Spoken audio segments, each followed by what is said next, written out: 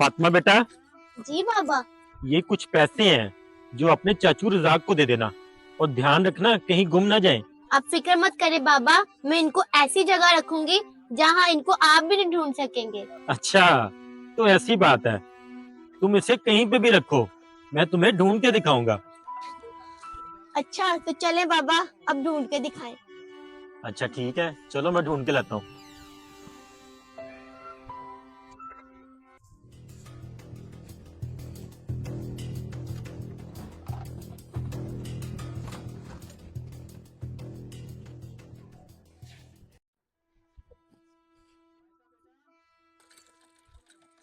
फातिमा बेटा, आखिरकार आपने पैसे कहाँ रख दिए हैं?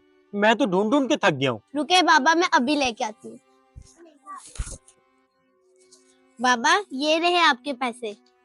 अच्छा, तो ये पैसे आपने कुरान शरीफ में रखे थे? जी बाबा, क्योंकि मुझे पता है आप नमाज तो पढ़ते हैं लेकिन कुरान शरीफ कभी खोल कर नहीं देखते।